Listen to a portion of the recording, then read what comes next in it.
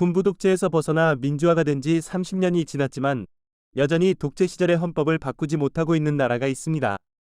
바로 칠레입니다.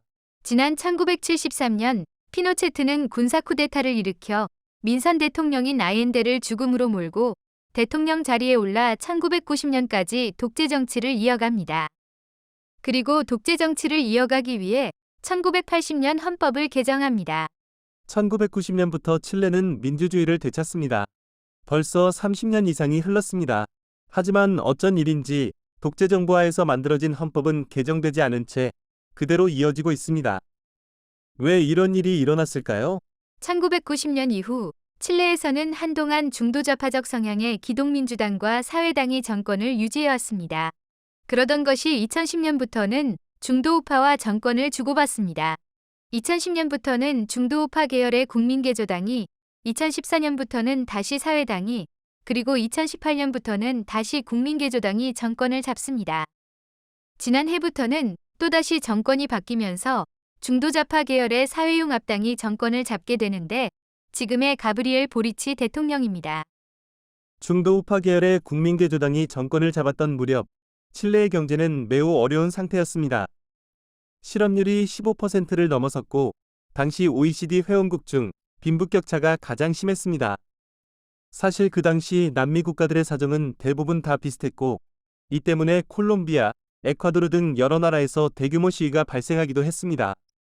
칠레에서도 2019년 10월에 대규모의 시위가 발생했습니다. 이 과정에서 헌법을 개정해야 한다는 목소리가 높아졌습니다. 개헌 여부를 놓고 다음 해인 2020년 10월 25일 국민투표가 실시됩니다. 이 투표에서 78.3%의 압도적인 찬성으로 개헌을 위한 재헌의회가 구성됩니다.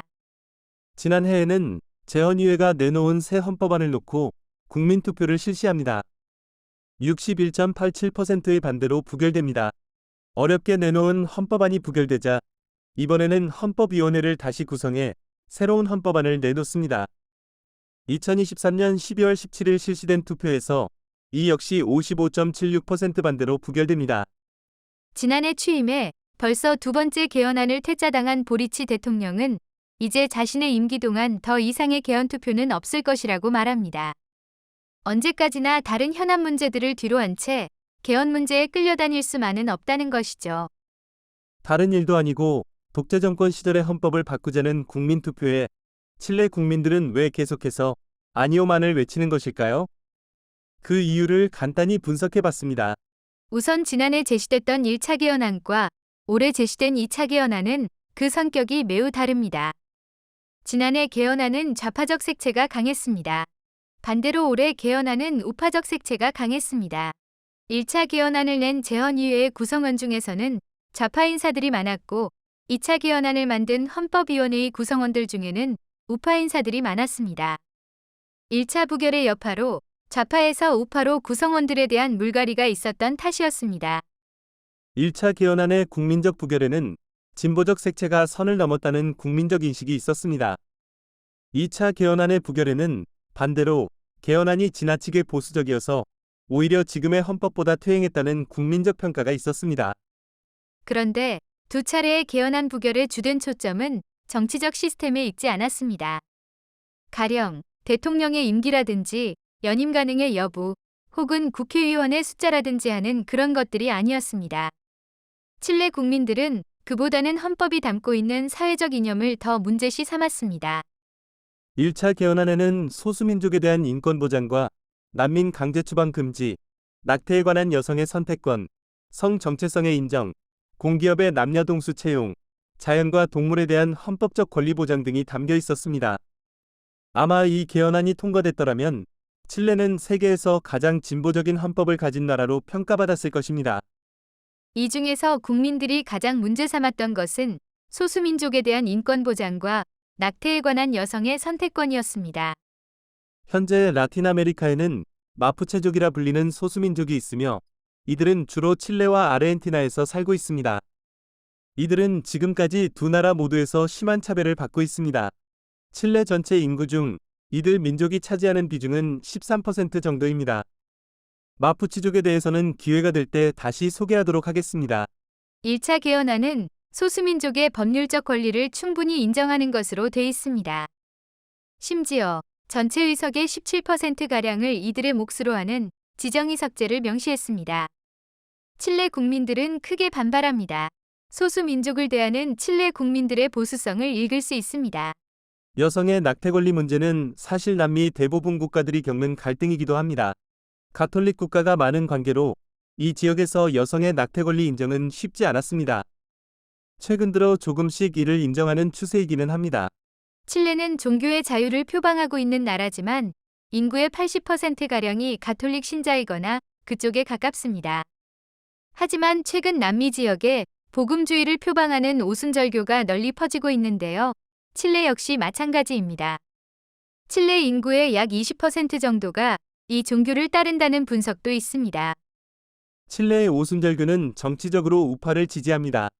낙태의 권리를 인정하지 않습니다. 개헌을 앞두고 이 교단은 매우 적극적으로 개헌 저지에 주력합니다. 원래 칠레는 저조한 투표율을 보이던 나라였습니다. 보리치 대통령은 투표율을 높이기 위해 의무투표제를 도입했는데 이것이 오히려 1차 개헌을 막는 주요한 요인이 됐습니다. 그동안 정치적 관심이 없었던 신도들을 대상으로 교회 측이 낙태 반대를 독려하게 되는데요. 특히 오순절교 교단의 반대운동이 큰 역할을 했습니다. 2차 개헌안에서도 낙태 문제는 중요한 쟁점이 됐습니다. 개헌안에는 생명권이라는 문구가 포함됐는데 이것이 진보 측 입장에서는 여성에 대한 낙태를 절대적으로 막는 하위 법률의 위반으로 이어질 수 있다고 판단하게 된 거죠. 더 나아가 동성애자나 트랜스젠더에 대한 부정적 종교관을 조장할 수 있다고 본 것입니다. 물론 이것만이 2차 개헌안이 부결된 모든 원인은 아닙니다.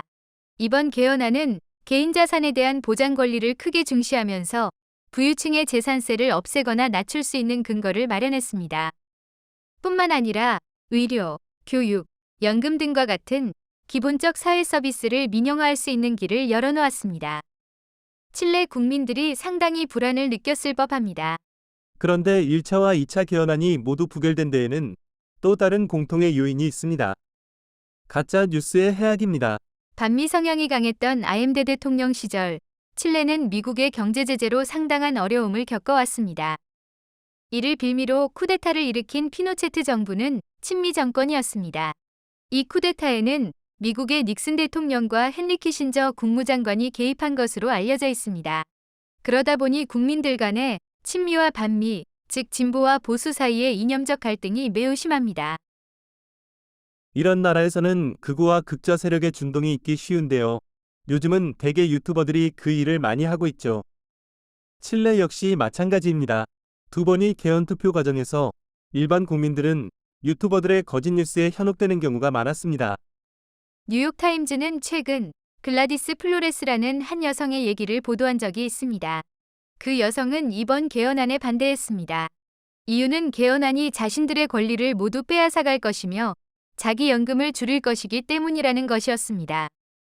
실제로는 이번 개헌안이 현행의 연금 제도를 그대로 지속시킬 것이기 때문에 연금이 줄어든다든지 혹은 국민들의 권리를 크게 빼앗아갈 것 같지 않은데도 말이죠. 두 번의 개헌안 투표 과정에서 어느 누구도 예상치 못했던 현상이 발견되기도 했습니다. 그것은 칠레 젊은 층의 보수화입니다. 보리치 대통령이 국민투표 의무제를 도입한 것은 투표율이 저조한 젊은 층을 투표장에 데려오기 위한 것이었습니다. 젊은 층이 보다 진보적인 생각을 갖고 있다고 판단했던 거죠. 투표 결과는 그와는 정반대였습니다. 생각보다 젊은 층들이 빠르게 보수화되고 있다는 분석들이 나오고 있습니다. 앞으로 각종 선거를 앞두고 보리치 대통령이 이 문제를 어떻게 풀어나갈지 이 또한 귀추가 주목됩니다. 1차든 2차든 결과적으로 진보와 보수 측의 무리한 개헌안 마련이 부결의 주요한 원인이 되었는데요. 이 때문에 개헌안을 통해 일거에 자신들의 정치적 입지를 굳히고자 하는 정치인들의 지나친 욕심이 개헌을 망쳤다는 분석들도 나오고 있습니다. 국민들이 납득할 만한 수준을 넘어섰다는 것이죠. 이 점에서 보면 두 번의 개헌안을 모두 부결시킨 칠레 국민들을 반드시 변덕스럽다고만 볼 수는 없을 것 같습니다. 오히려 정치인들의 과욕을 적절히 제어해 나가는 합리적 조정자의 역할을 했던 측면도 있는 것 같습니다. 또 다른 측면으로는 정치적 시스템보다는 개인의 권리를 더 중요시하는 칠레 국민들의 성향을 두 번의 부결을 통해 읽어낼 수 있을 것 같습니다. 독재 시절에 헌법을 개정하는 것도 중요한 문제이지만 개인의 권리 존중이 그보다 더 우선이라는 거죠. 어쨌거나 보리치 대통령은 자신의 임기 중에 더 이상의 개헌 논의는 없을 것이라 못 박은 상태입니다. 다음번 개헌 논의는 언제쯤일지, 그리고 그 내용은 어떤 것일지, 진보와 보수의 입장을 어떻게 얼마나 잘 아우르는 헌법이 될지 많이 궁금해지는 시점입니다.